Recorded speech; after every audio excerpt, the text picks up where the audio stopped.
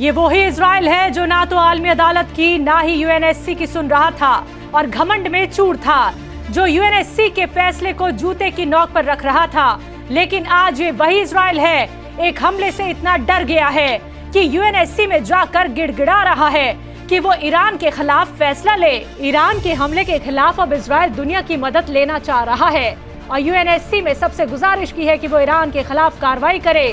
The times of Israel news के मुताबिक United nation security council में इजरायली दूत ने खिसिया कर कहा कि ईरान का असली चेहरा दुनिया के सामने आ गया है। ईरान के हमले ने तमाम रेड लाइन को पार कर दिया है। इजरायली दूत ने आगे कहा कि यूएनएससी फौरन Islamic revolutionary guard corps Iran elite military outfit को दहशतगर्द तंजीम के तौर पर तस्लीम करे और ईरान पर हर मुमकिन सैंक्शंस को जल्द आयद किया जाए। इसके अलावा इजराइल पर ईरान के हमले के बाद अब अमेरिका भी बुरी तरह थर्रा गया है और बैकफुट पर आ गया है। अमेरिका ने इजराइल को ये कहते हुए अकेला छोड़ दिया कि वो इजराइल को पीछे से डिफेंड करने के लिए तैयार है, लेकिन सामने आकर हमला नहीं करेगा, क्योंकि ईरान ने अमेरिका को भी चेताया है कि अगर यूएस ने बीच में आकर हमला करने की कोशिश की तो उस पर भी हमला होगा। इसलिए अमेरिका ने साफ कर दिया है कि वो ईरान से जंग नहीं चाहता है। The times of Israel news के मुताबिक ईरान के टॉप कमांडरों ने इजराइल को खबरदार किया है कि अगर उसने ईरान के ड्रोन और मिसाइल हमलों के खिलाफ जवाबी कार्रवाई की तो उसे एक बड़े हमले का सामना करना पड़ेगा। स्टेट टीवी से बात करते हुए ईरान आर्म्ड फोर्सेस के chief of staff major general Mohammad Bagheri ने यूएस को खबरदार करते हुए कहा कि यूएस ने अगर इजरायली जवाबी कार्रवाई की हिमायत की तो इसके नतीजे में अमेरिकी अड्डों को निशाना बनाया जाएगा। यूनाइटेड नेशंस में ईरानी मिशन ने कहा कि अगर इजरायली हुकूमत ने एक और गलती की तो ईरान का रद्द अमल काफी ज्यादा सख्त होगा। अमेरिका इस तनाज़े से जितना दूर रहे उतना बेहतर है। ईरान के इस रद्द अमल के बाद अमेरिका बुरी तरह घबरा गया और उसने फौरन अपने पांव पसारते हुए ये कह डाला कि वो ईरान के साथ किसी भी किस्म के तनाज़े में नहीं पड़ना चाहता है। न्यूज वेबसाइट द गार्जियन के मुताबिक गुज़िश्ता इतवार के रोज संडे पॉलिटिकल टॉक शो में बात करते हुए जो बाइडेन से नेशनल सिक्योरिटी काउंसिल के तर्जुमान जॉन किर्बी ने कहा, अमेरिका इजराइल को डिफेंड करता रहेगा लेकिन वो किसी भी किस्म के इलाकाई तनाज़े में हिस्सा नहीं लेगा। उधर इजराइल पर ईरान के पहले डायरेक्ट हमले के बाद से इजरायली आवाम और नेतन्याहू के बीच डर का माहौल पैदा हो गया है। उन्हें अब डर सताना शुरू हो गया है कि एक बड़ी जंग उनके सर पर आ चुकी है। ईरान के ड्रोन और मिसाइल हमलों के बाद से लोग बुरी तरह डर गए हैं। कोई नहीं सोच सकता था कि मिडिल ईस्ट का सुपर पावर ईरान इजराइल पर सीधा हमला कर सकता है। ये देख अमेरिका की भी हालत खराब हो गई है और इजराइल भी जवाबी कार्रवाई करने से कतरा रहा है। एक अकेला मुस्लिम ममालिक ईरान जहां इजराइल को घुटनों पे ले आया, तो वहीं कुछ ऐसे भी मुस्लिम ममालिक हैं जिन्होंने इजराइल के जुल्मों के खिलाफ ईरान की हिमायत करने की बजाय इजराइल का साथ दिया।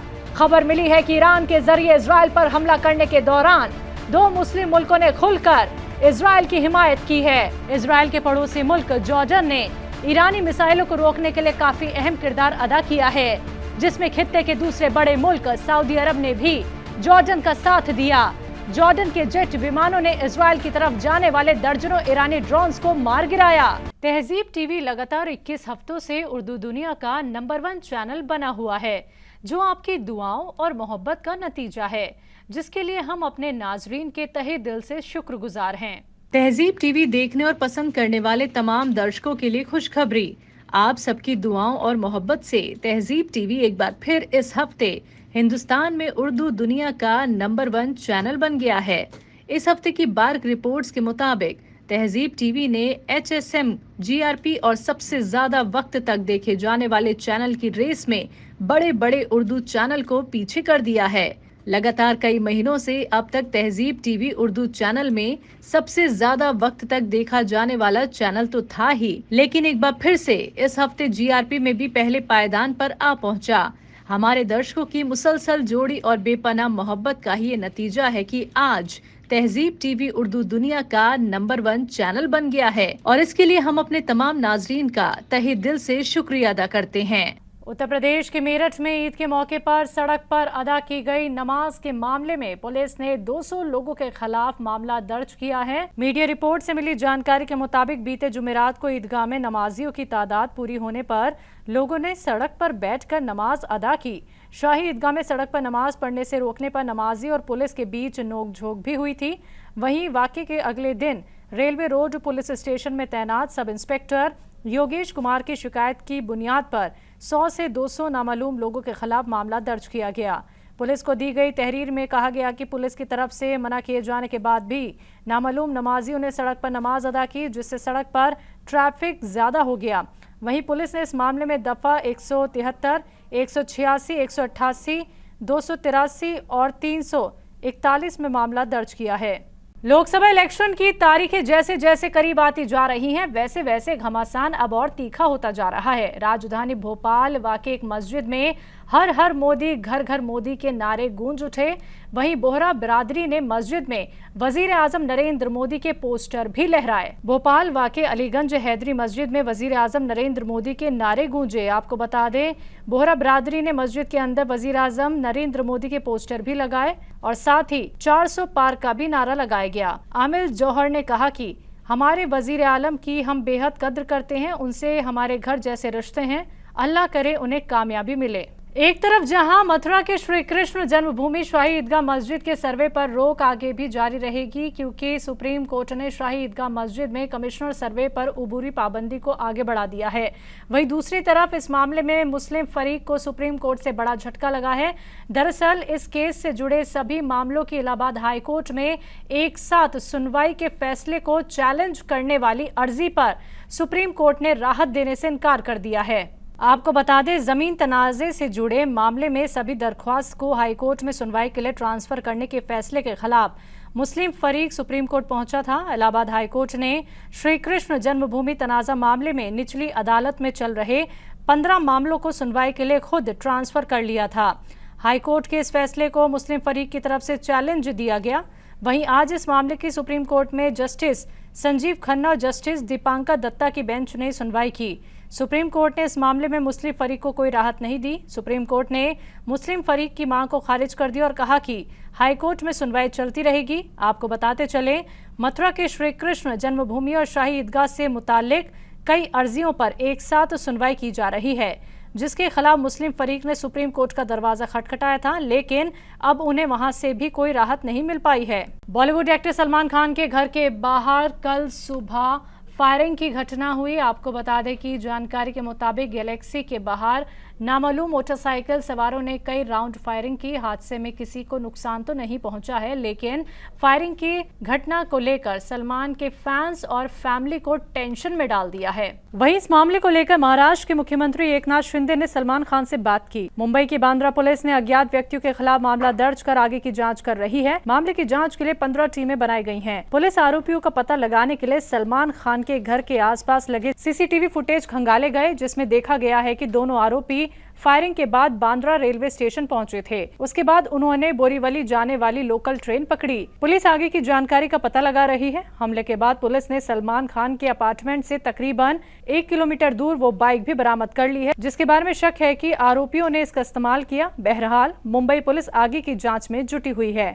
बाहुबली माफिया अतीक अहमद के बड़े बेटे उमर अहमद और उसके छोटे भाई अली अहमद की पुलिस ने हिस्ट्री शीट खोल दी है। कई मुकदमों में मुलजिम होने की वजह से पुलिस ने माफिया अतीक के जेल में बंद दोनों बेटों की निगरानी बढ़ाने के लिए उन्हें हिस्ट्री शीट करार देते हुए उनकी हिस्ट्री शीट खोल दी है। अतीक अहमद और उसके भाई अशरफ की तरह ही उमर और अली अहमद भी हिस्ट्री शीटर बन गया है। प्रयागराज में जुर्म की दुनिया से सियासत में एंट्री करके माफिया अतीक अहमद और उसके भाई अशरफ की पिछले साल कत्ल हो गया था। उसके बाद भी जुर्म में शामिल होने की वजह से अतीक अहमद के बेटों के खिलाफ शिकायत मिलने पर पुलिस ने केस दर्ज किया है। अतीक के बड़े बेटे उमर के खिलाफ कई केस दर्ज हैं, जिसको सीबीआई ने देवरिया जेल कांड में मुलजिम किया है, जो इस वक्त लखनऊ जेल में बंद है। उमेश पाल कत्ल कांड में उमर को पुलिस ने आरोपित भी कर दिया है, जबकि अतीक अहमद के छोटे बेटे अली के ऊपर 12 मुकदमे दर्ज हैं और वो इस वक्त नैनी सेंट्रल जेल में बंद है। अली के ऊपर बड़े भाई उमर से ज्यादा केस दर्ज हैं, जिसमें मारपीट, दबंगई, गुंडई, रंगदारी मांगने, कत्ल की साजिश रचने, जानलेवा हमले समेत कई संगीन मामले दर्ज हैं। माफिया अतीक अहमद की मौत के 1 साल बाद अब पुलिस का शिकंजा उसके बेटों पर भी कसना शुरू हो गया है। भारत के लिए जासूस होने के शक में पाकिस्तान की जेल में बंद सरबजीत सिंह के कातिल को मार दिया गया है। अंडरवर्ल्ड डॉन आमिर सरफराज की लाहौर में नामालूम लोगों ने कत्ल कर दिया है। मीडिया रिपोर्ट्स के मुताबिक सरफराज को लाहौर के इस्लामपुरा इलाके में मोटरसाइकिल सवार हमलावरों ने गोली मारी। उसे तशवीशनाक हालत में अस्पताल ले जाया गया, जहां उसने दम तोड़ दिया। अमीर सरफराज लश्कर तैयबा के बानी हाफिज सईद के करीबी माना जाता था। वो लाहौर के असली डॉन के नाम से बदनाम था। वहीं इस मामले में सरबजीत की बेटी स्वप्नदीप कौर का बयान भी सामने आया है। उन्होंने कहा कि पाकिस्तान दुनिया के सामने सच नहीं आने देना चाहता है, इसी वजह से आमिर सरफराज का कत्ल कर दिया गया है। स्वप्नदीप कौर ने कहा कि जेल में मेरे वालिद का कत्ल करने वालों में से एक मारा गया है। ये उसके अपने कर्मों का फल है, लेकिन मुझे ये भी लगता है कि ये पाकिस्तानी हुकूमत की साजिश है। हो सकता है कि मारे गए शख्स को कुछ राज पता हो जिन्हें वो छुपाना चाहते हों। उन्होंने आगे ये भी कहा कि जो मुल्क को हुकूक इंसान में यकीन नहीं करता, उससे और क्या उम्मीद की जा सकती है। उनका खानदान ये भी जानना चाहता था कि उनके वालिद का कत्ल क्यों किया गया और उसके पीछे कौन था। उनके वालिद की तरफ से लिखे गए आखिरी खत में जिक्र था कि उन्हें धीमा जहर दिया जा रहा है और उनके साथ गैर इंसानी सलूक किया जा रहा है। लोकसभा इलेक्शन में अब बस कुछ ही दिन बचे हैं। इसी बीच वजीर आजम नरेंद्र मोदी इंतखाबी मुहिम के लिए आज केरल पहुंचे, जहां उन्होंने एक अजीम इजलास से खिताब किया। बता दें, बीते कुछ महीनों में पीएम मोदी का ये केरल का छठा दौरा है। इस दौरान पीएम ने कहा, बीजेपी ने अगले 5 साल के लिए तरक्की और विरासत दोनों का मकसद सामने रखा है। बीजेपी ने अगले 5 इयर्स के लिए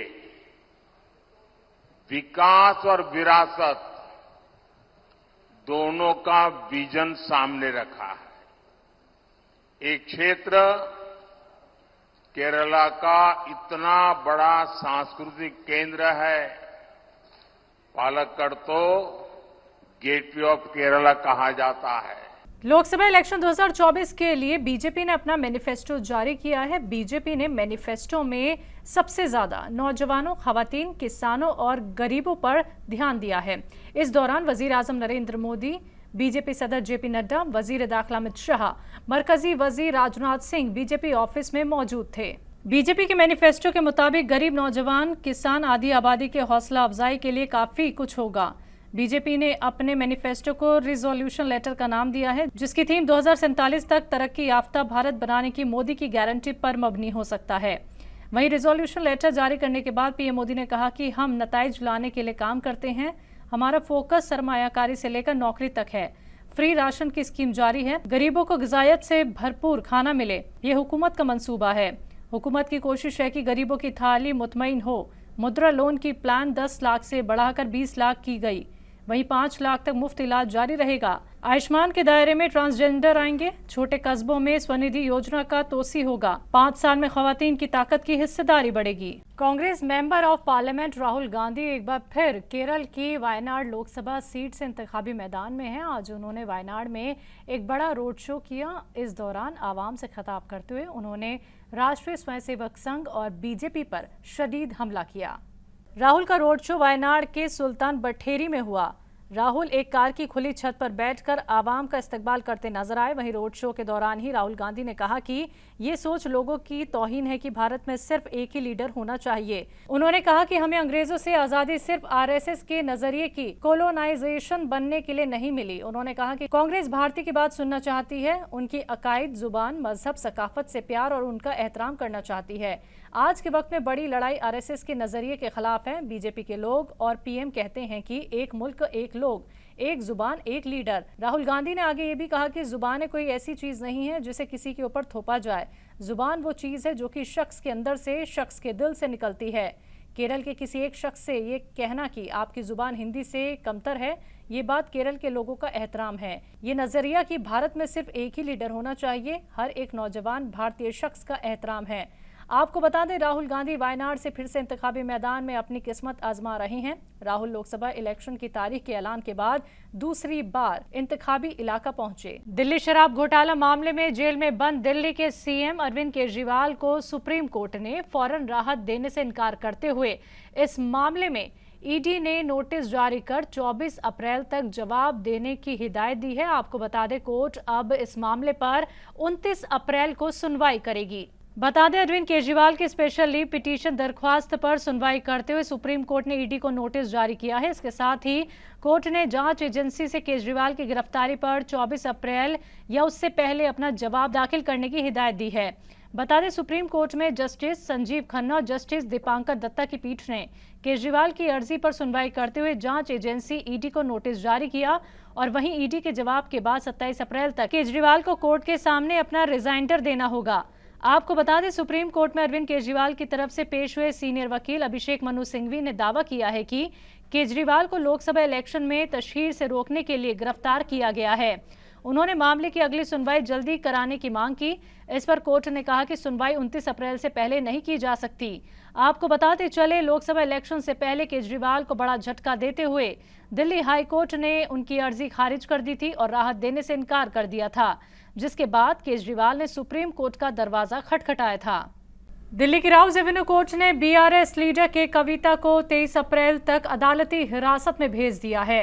बता दें, कोर्ट ने ये अदालती हिरासत सीबीआई के केस में दी है। दरअसल सीबीआई ने कोर्ट से 15 दिनों की अदालती हिरासत मांगी थी।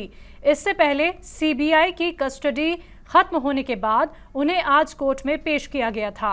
ईडी के बाद सीबीआई ने 12 अप्रैल को के कविता को गिरफ्तार कर लिया था। इसके बाद जुमा को सीबीआई ने उन्हें कोर्ट में पेश किया। कोर्ट ने कविता को 15 अप्रैल तक की सीबीआई हिरासत में भेज दिया था। इससे पहले तक वो ईडी की अदालती हिरासत में थी। तेलंगाना के साबिक वजीर आला की बेटी के कविता को ईडी की टीम ने पिछले महीने हैदराबाद से गिरफ्तार किया था। इस दौरान सीबीआई ने स्पेशल कोर्ट को बताया कि के कविता ने शरद रेड्डी को धमकाया कि दिल्ली में ठेके को हासिल करने के लिए आपको 25 करोड़ अदा करें। अगर इस शर्त को पूरा नहीं किया गया तो तेलंगाना और दिल्ली में उनके कारोबार को नुकसान उठाना पड़ेगा। सीबीआई ने बताया कि कविता के कहने पर ही शरद रेड्डी दिल्ली में शराब के कारोबार में शामिल हुए थे। नाजरीन, मुल्क की बात में आज के लिए बस इतना ही। आप देखते रहें तहजीब टीवी। मुझे दीजिए इजाजत। आदाब।